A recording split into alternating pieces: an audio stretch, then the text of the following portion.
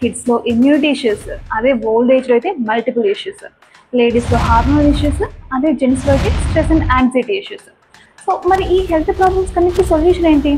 మన దగ్గర చాలా రకాల మెడిసిన్స్ ఉన్నాయి, చాలా రకాల సర్జరీస్ జరుగుతున్నాయి, సప్లిమెంట్స్ ఉన్నాయి. సో ఇన్ని ఉన్నా కూడా చాలా రకాల హెల్త్ ప్రాబ్లమ్స్కి పర్మనెంట్ సొల్యూషన్ అనేది లేదు. మన ప్రజెంట్ లైఫ్ స్టైల్లో మనం చాలా ఇంపార్టెంట్ అయిన అంశాలని మిస్ అవుతున్నామని. మన పూర్వీకులకి ఏంటంటే హెల్త్ మీద ఒక డీప్ అండర్స్టాండింగ్ ఉండేది. మరి వాళ్ళ ఆరోగ్య రహస్యం ఏంటి? సో మెడిసిన్స్ సాల్వ్ చేయలేకపోయినా చాలా రకాల ప్రాబ్లమ్స్కి, సర్జరీస్ హ్యాండిల్ చేయలేకపోయినా చాలా రకాల ఇష్యూస్కి యోగా అనేది ఒక హోప్ లాగా నిలుస్తుంది. సో ఇంత గొప్ప యోగా అసలు ఎప్పుడు స్టార్ట్ అయింది, ఎవరు ఇంట్రడ్యూస్ చేశారు, మన ఇండియా యొక్క ఆస్తి అయిన ఈ యోగాని ఫారిన్ కంట్రీస్కి ఎవరు ఇంట్రడ్యూస్ చేశారు? శిల్పా శెట్టి నుంచి మడోనా వరకు, విరాట్ కోహ్లీ నుండి జోకోవిక్ వరకు ప్రతి ఒక్కరికి ఈ యోగా అనేది ఒక మెంటల్ క్లారిటీని, ఫిజికల్ బ్యాలెన్స్ని ఇస్తుంది. హాయ్ అండి. ఈ మధ్య మనం చాలా రకాల హెల్త్ ప్రాబ్లమ్స్ చూస్తున్నాం. స్ట్రెస్ వల్ల కొన్ని రకాల హెల్త్ ఇష్యూస్ వస్తుంటే, ఫిజికల్ యాక్టివిటీ లేకపోవడం వల్ల ఇంకొన్ని, కెమికల్స్ వల్ల ఇంకొన్ని, వెజిటేరియన్స్కి ఒక రకమైన హెల్త్ ప్రాబ్లమ్స్ వస్తుంటే నాన్ వెజిటేరియన్స్కి ఇంకొక రకమైన హెల్త్ ప్రాబ్లమ్స్. కిడ్స్లో ఇమ్యూనిటీ ఇష్యూస్, అదే ఓల్డ్ ఏజ్లో అయితే మల్టిపుల్ ఇష్యూస్, లేడీస్లో హార్మోనల్ ఇష్యూస్, అదే జెంట్స్లో అయితే stress and anxiety issues. So ఇవన్నీ చూస్తుంటే ఒకటి మాత్రం క్లియర్గా అర్థమవుతుంది, ఏంటంటే మన ప్రజెంట్ లైఫ్ స్టైల్లో మనం చాలా ఇంపార్టెంట్ అయిన అంశాలని మిస్ అవుతున్నామని. సో మరి ఈ హెల్త్ ప్రాబ్లమ్స్ కన్నిటికీ సొల్యూషన్ ఏంటి? మన దగ్గర చాలా రకాల మెడిసిన్స్ ఉన్నాయి, చాలా రకాల సర్జరీస్ జరుగుతున్నాయి, సప్లిమెంట్స్ ఉన్నాయి. సో ఇన్ని ఉన్నా కూడా చాలా రకాల హెల్త్ ప్రాబ్లమ్స్కి పర్మనెంట్ సొల్యూషన్ అనేది లేదు. సో ఎంత అడ్వాన్స్డ్ టెక్నాలజీ ఉన్నా సరే మన మైండ్కి, మన బాడీకి, మన సోల్కి ఈ మూడిటి మధ్య బ్యాలెన్స్ లేకపోయినట్టయితే గుడ్ హెల్త్ అనే కాన్సెప్టే లేదు అని WHO చెప్తుంది. మన న్యాచురోపతి కూడా అదే చెప్తుంది. మన పూర్వీకులకి ఏంటంటే హెల్త్ మీద ఒక డీప్ అండర్స్టాండింగ్ ఉండేది. వాళ్ళ డైలీ లైఫ్లో ఫిజికల్ యాక్టివిటీని, ప్రాణాయామాన్ని, ధ్యానాన్ని వాళ్ళ లైఫ్ స్టైల్లో ఒక భాగంగా ఇంక్లూడ్ చేసుకునేవాళ్ళు. అందుకే వాళ్ళు ఫిజికల్గా ఫిట్గా ఉండేవాళ్ళు, మెంటల్గా పీస్ఫుల్గా ఉండేవాళ్ళు, నైట్ మంచిగా నిద్రపోయేవాళ్ళు, చాలా రకాల ప్రాబ్లమ్స్కి వాళ్ళకి న్యాచురల్గా రెసిస్టెన్స్ పవర్ ఉండేది. సో వాళ్ళకి లైఫ్ స్టైల్ డిసీజ్ అనే పదమే తెలియదు. ఈ బీపీ, షుగరు, ఒబిసిటీ ఇవన్నీ చాలా రేర్గా ఉండేవి. మరి వాళ్ళ ఆరోగ్య రహస్యం ఏంటి అంటే యోగా. యోగాని వాళ్ళ లైఫ్ స్టైల్లో ఒక భాగంగా ఇంక్లూడ్ చేసుకోవడమే వాళ్ళ ఆరోగ్యం యొక్క రహస్యం. యోగా అనేది ఒక సింపుల్ ఎక్సర్సైజే కాదు, ఇదొక లైఫ్ స్టైల్. ఇదొక science that strengthens your body, calms your mind and connects you to your soul. So medicines solve చేయలేకపోయినా చాలా రకాల ప్రాబ్లమ్స్కి, సర్జరీస్ హ్యాండిల్ చేయలేకపోయినా చాలా రకాల ఇష్యూస్కి యోగా అనేది ఒక హోప్ లాగా నిలుస్తుంది. అది కూడా న్యాచురల్గా, డీప్గా, పర్మనెంట్గా. సో ఇంత గొప్ప యోగా అసలు ఎప్పుడు స్టార్ట్ అయింది, ఎవరు ఇంట్రడ్యూస్ చేశారు, మన ఇండియా యొక్క ఆస్తి అయిన ఈ యోగాని ఫారిన్ కంట్రీస్కి ఎవరు ఇంట్రడ్యూస్ చేశారు అనేది ఈ వీడియోలో డీటెయిల్గా మాట్లాడుకుందాం. This is doctor Fatima Velugoti, doctor of naturopathy and yoga. So మనకి యోగా అనేది ఒక 5000 years బ్యాకే స్టార్ట్ అయింది. సో ఎప్పుడైతే ఇండస్ వ్యాలీ సివిలైజేషన్ స్టార్ట్ అయిందో అప్పుడు మనకి కొన్ని సీల్స్ దొరికాయి, కొన్ని ముద్రలు దొరికాయి అనమాట. ఆ ముద్రల్లో ఏంటి అంటే మెడిటేషన్ చేస్తున్నట్టు, అలాగే పద్మాసనంలో కూర్చున్నట్టు కొన్ని సీల్స్ దొరికాయి. సో దాని తర్వాత ఏంటంటే మన 4 వేదాల్లో ఒకటైన ఋగ్వేదాల్లో మనకి యోగా గురించి మెన్షన్ చేయబడింది. సో దాని తర్వాత ఉపనిషత్తులలో శ్వేతస్వతార అనే ఉపనిషత్తులో మనకి యోగా అనే పదం డైరెక్ట్గా యూజ్ చేయబడింది. అలాగే ప్రాణాయామ గురించి, ధ్యాన గురించి క్లియర్గా మెన్షన్ చేశారు.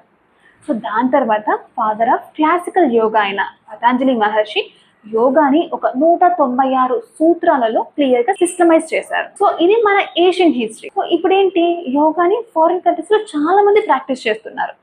మరి మన ఇండియా యొక్క ఆస్తి అయిన ఈ యోగాని ఫారిన్ కంట్రీస్కి ఎవరు ఇంట్రడ్యూస్ చేశారు అంటే వాళ్ళలో మొదటి వారు ఎవరంటే 1893లో చికాగోలో పార్లమెంట్ ఆఫ్ రిలీజియన్స్ అనే ఒక మీటింగ్ జరిగింది.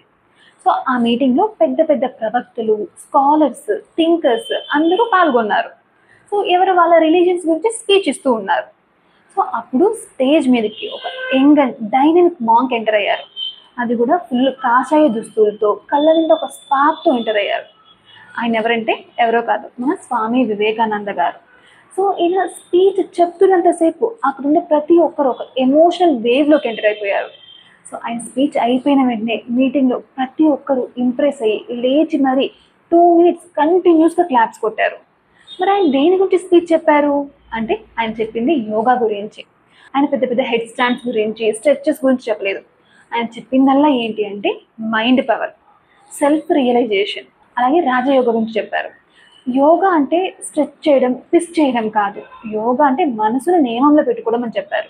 సో ఆయన చెప్పిన ఫిలాసఫీ వెస్టర్న్ వరల్డ్లో ఇండియన్ స్పిరిచువాలిటీకి డోర్స్ ఓపెన్ చేశాయి. స్వామి వివేకానంద గారి తర్వాత మన ఇండియన్ స్పిరిచువాలిటీని వెస్టర్న్ వరల్డ్కి ఇంట్రడ్యూస్ చేయడానికి ఇంకొక యోగి ముందుకు వచ్చారు. ఆయన ఎవరంటే పరమహంస యోగానంద గారు.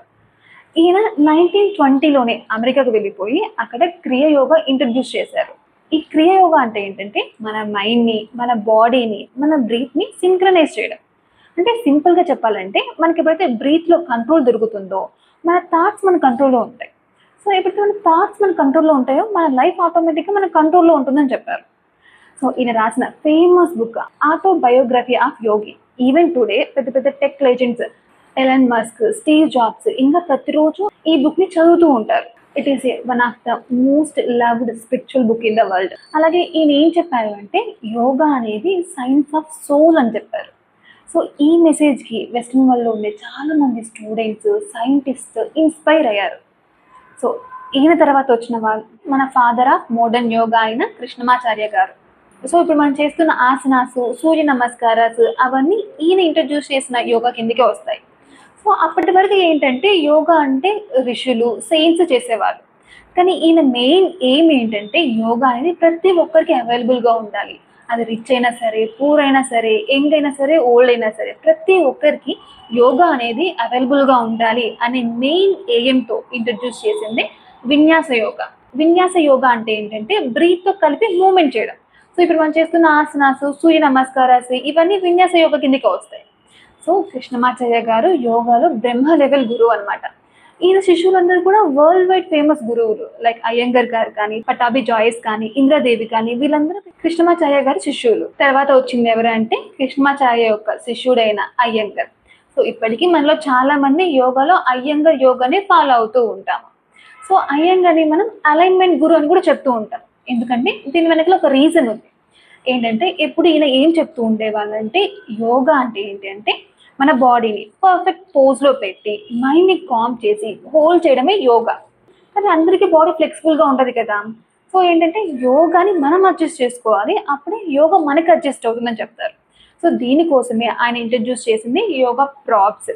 యోగా ప్రాప్స్ అయినా యోగా బ్లాక్స్ కానీ, యోగా చైర్స్, యోగా రోప్స్ని ఇంట్రడ్యూస్ చేశారు. సో దీనివల్ల ఏంటంటే బిగినర్స్ ఈజీగా చేయగలరు, అలాగే ఓల్డ్ ఏజ్ వాళ్ళు చాలా సేఫ్గా చేయగలరు, ఇంజురీస్ అయిన వాళ్ళు కంఫర్టబుల్గా చేయగలరు అని చెప్పేసి ఆయన యోగా ప్రాప్స్ ఇంట్రడ్యూస్ చేశారు. సో ఈయన ఎప్పుడు చెప్పేది ఏంటి అంటే don't just do the pose, become the pose అని చెప్తూ ఉంటారు. అయ్యంగర్ గారి తర్వాత వచ్చిన వాళ్ళే కృష్ణమాచార్య యొక్క ఇంకొక శిష్యుడైన పటాభి జాయిస్. ఈయన ఇంట్రడ్యూస్ చేసింది ఏంటి అంటే అష్టాంగ యోగా.